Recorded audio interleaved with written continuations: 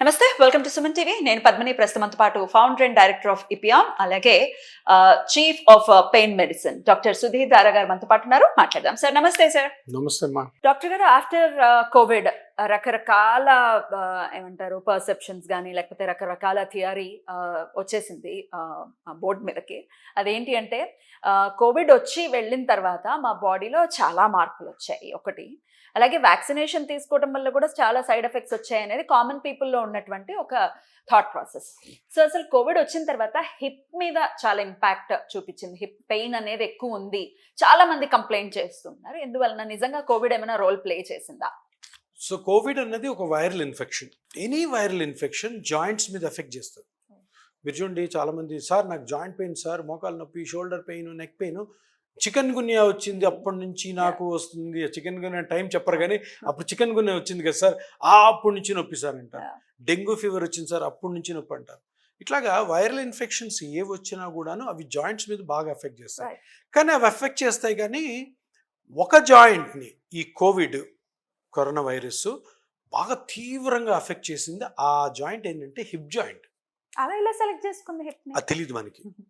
ఇది ఒకటి Covid infection plus Covid వస్తే చనిపోతామన్న భయంతో మనకి మన బాడీలోకి ఇంజెక్ట్ చేసిన స్టెరాయిడ్స్.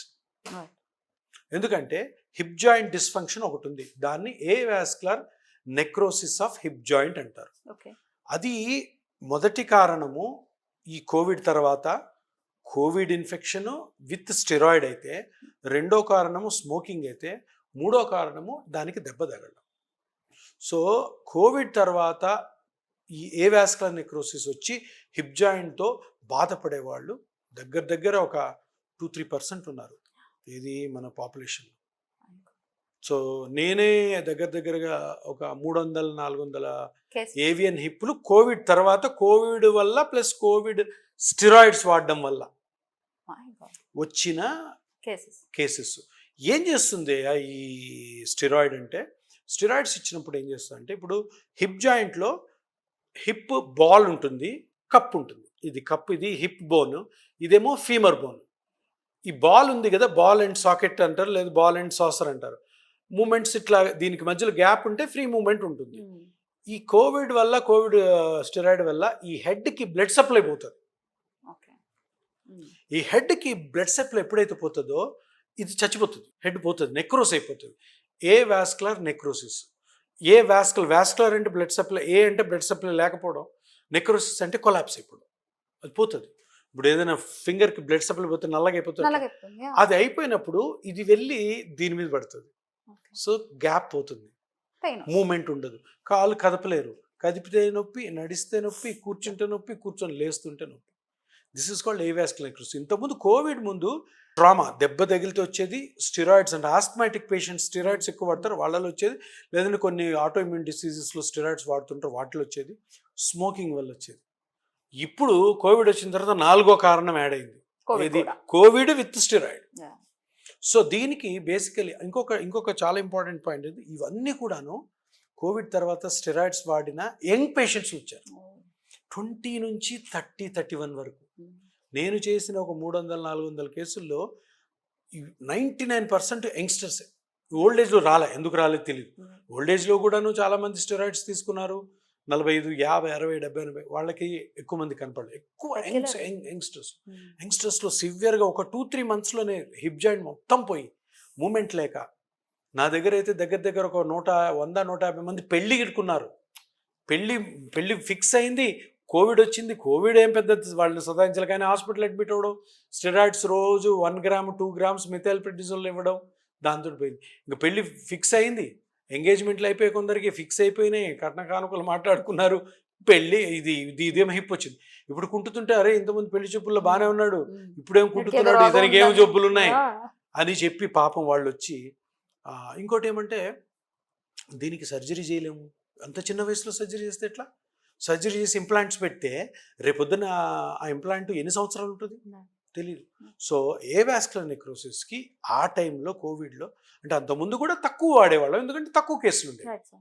కోవిడ్ తర్వాత వచ్చిన ఏవాస్కులర్ నెక్రోసిస్కి PRP ఎక్సలెంట్ గా పనిచేసింది. ఓకే. ఎట్లా ఎందుకంటే ఉంటుంది సార్ ఓకే, ట్రీట్మెంట్? మనం ఇప్పుడు చేసేది ఏంటంటే, ఇప్పుడు ఈ హెడ్ పోయింది, హెడ్ని ఎవరు ఏం చేయలేరు. సర్జరీలో ఏం చేస్తారు, మొత్తం ఇది తీసేసి మెటల్స్ ఇంప్లాంట్స్ పెడతారు. అది ఆ వయసులో మంచిది కాదు. సో మనం ఇప్పుడు ఏం చేయాలి, పెయిన్ తగ్గించాలి. పెయిన్ తగ్గించాలంటే ఏం చేయాలి, ఈ కప్పు సాసరు, ఈ కప్ అండ్ బాల్ ఉంది కదా, ఈ మూమెంట్ ని మనం కానీ క్రియేట్ చేసామనుకోండి, సో మూమెంట్స్ లో పెయిన్ ఉండదు. అందుకని ఈ పిఆర్పి తీసుకొని ఈ జాయింట్ లో ఎక్కడైతే కార్టిలేజ్ ఇది వెళ్ళిందో, అక్కడ ఎక్కడైతే ఇన్ఫ్లమేషన్ వస్తుందో, అక్కడ ఎక్కడైతే ఇన్ఫ్లమేషన్ వల్ల పెయిన్ వస్తుందో, అక్కడ కానీ మన సెల్స్ ని గ్రోత్ ఫ్యాక్టర్స్ వెళ్తే అది దాన్ని రీమోడల్ చేస్తుంది. ఆ ఏరియాని యాంటీ ఇన్ఫ్లమేటరీ ప్రాపర్టీ తోటి పెయిన్ తగ్గించి ఆ మూమెంట్ గురించి వచ్చేటట్టు చేస్తుంది. కంప్లీట్ టార్గెటెడ్ అయితే చాలా మంచి రిజల్ట్ ఉంటుంది. ఎందుకంటే బేసిక్ గా ఈ ట్రీట్మెంట్ ఎందుకంటే ఇంతకంటే వేరే ట్రీట్మెంట్ లేదు. ఇంకేముంది, ఏం లేదు.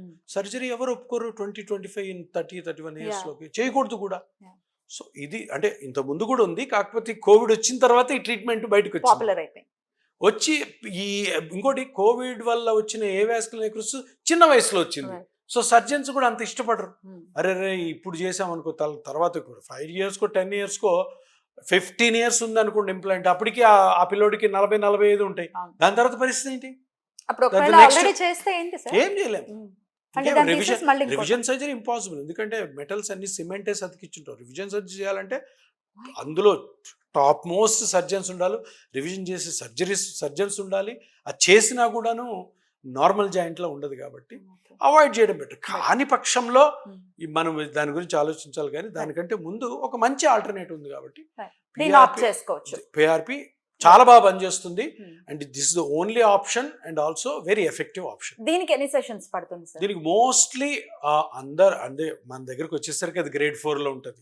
ఎందుకంటే అంతవరకు కూడా అరే మనకేం నొప్పిరా టాబ్లెట్ 3 to 4 సెషన్స్ తప్పకుండా కావాలి. ఎంత అఫోర్డబుల్ గా ఉంటుంది సార్? అఫోర్డబిలిటీ చాలా తక్కువ వెన్ కంపేర్ టు సర్జరీ. కరెక్ట్గా చెప్పలేము, this all depends on sittings. But surgery కంటే ఒక 1/4 లో జరుగుతుంది. So it will be very safe and effective and cheap also.